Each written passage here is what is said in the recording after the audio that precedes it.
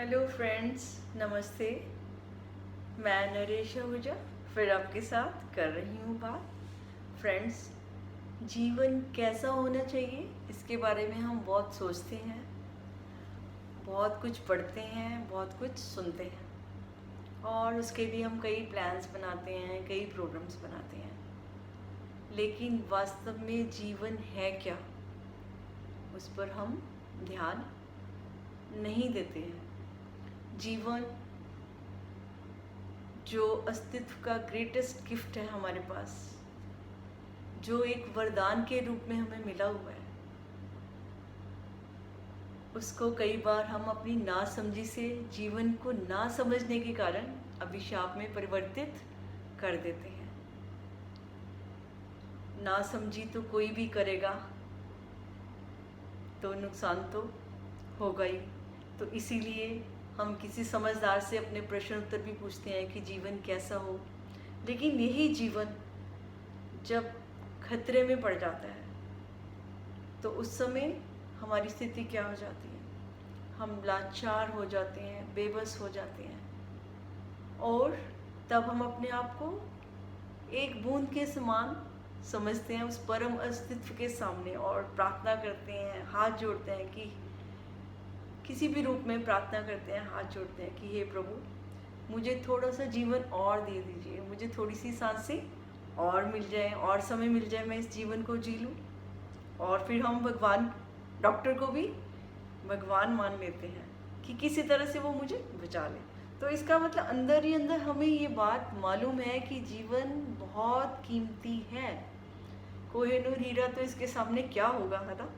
अगर हम हैं तो पता नहीं कितने कोहिनूर हीरे भी क्रिएट कर सकते हैं। तो जीवन सचमुच बड़ा अनमोल है। शायद इसीलिए कहते हैं कि हमें हमेशा शुक्र करना चाहिए, ग्रैटिट्यूड में रहना चाहिए, क्योंकि जान है तो जहान है। जिस जान की इतनी कीमत है, जिस जीवन की इतनी कीमत है, तो उसको जीने का ढंग तो हमें आना ही चाहिए।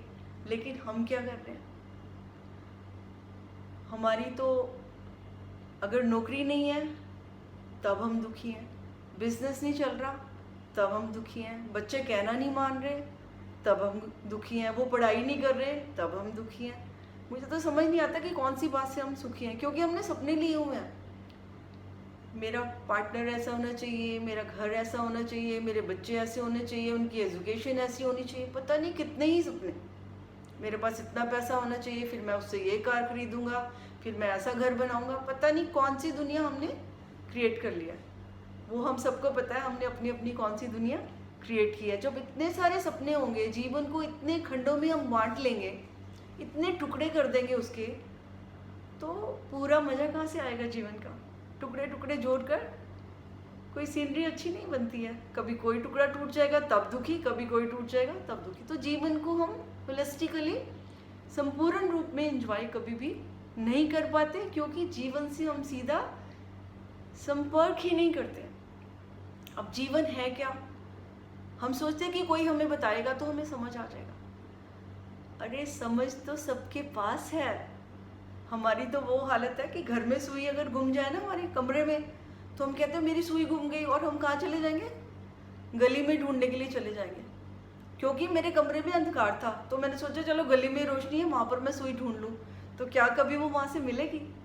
ये तो बेवकूफ़ी वाली बातें हैं, ये तो ना समझी की बातें हैं। तो जहाँ पर सुई गिरी है उधर ही प्रकाश करना पड़ेगा, उसी रोशनी में उस सुई को हमें ढूंढना भी पड़ेगा। तो अगर हमारा जीवन में कुछ गुम हो गया है, हमारा चैन गुम हो गया है, हम बेचैन हो रहे हैं, हम उदास हो गए हैं, हम डिप्रेस हैं, हमारी ज़िंदगी में प्रेशर बढ़ गया है, स्ट्रेस बढ़ गया है, तो कौन जिम्मेवार है उसका?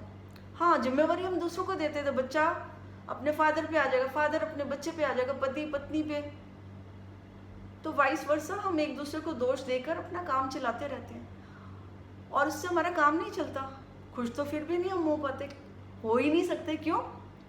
क्योंकि किसी पे हम जब डिपेंड होंगे, किसी चीज़ पे हम खड़े हैं, वो हिलेगी तो हम भी हिल जाएंगे।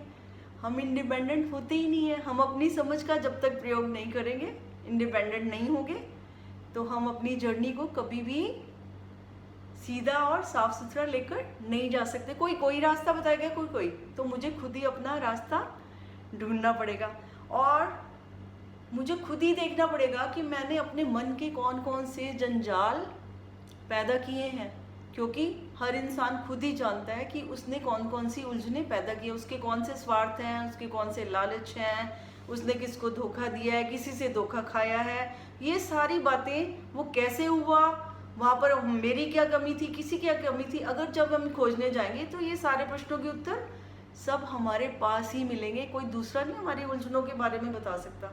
हम कहाँ उलझे, हम कहाँ गिरे, वो हमें ही मालूम है। मुझे याद आती है अपनी मम्मी की बात। एक बार तो कई बार वो स्वेटर बुनती थी ना, तो कोई डिज़ाइन बनाती, उसको पसंद नहीं आता ना, उसको फिर वो धेड़ देती थी।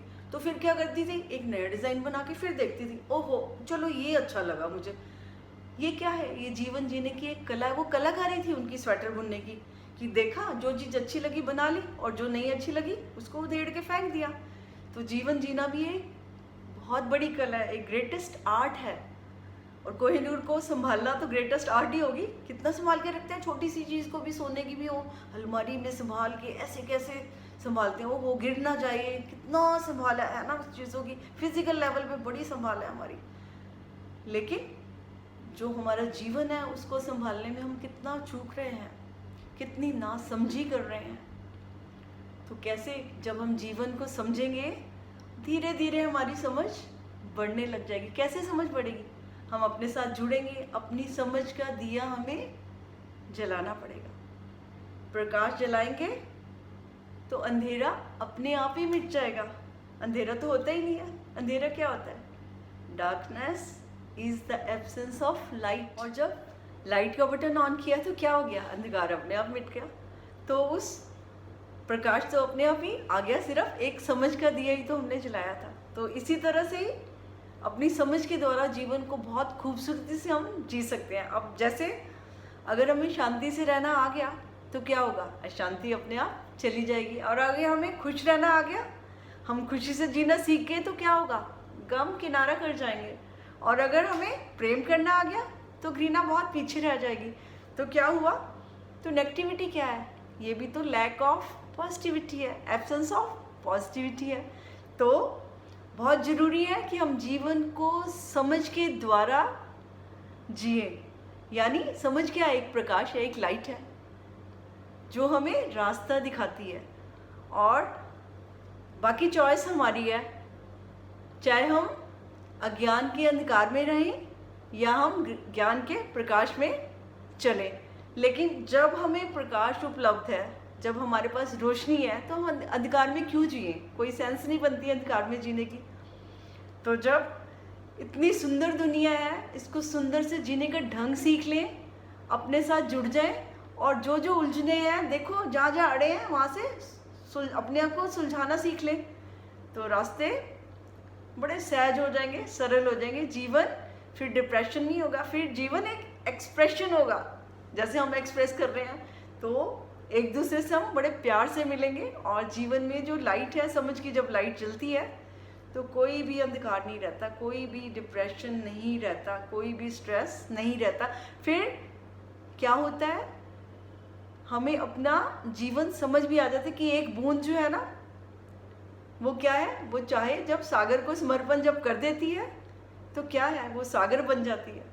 ऐसा नहीं कि वो सागर नहीं बन सकती, वो सागर बनने के लिए पैदा हुई। लेकिन जो अहंकार लेकर जीते हैं, जब हम बूंद जब खुद को सागर समझने लगती है, तभी वो भ्रम में पड़ जाती है।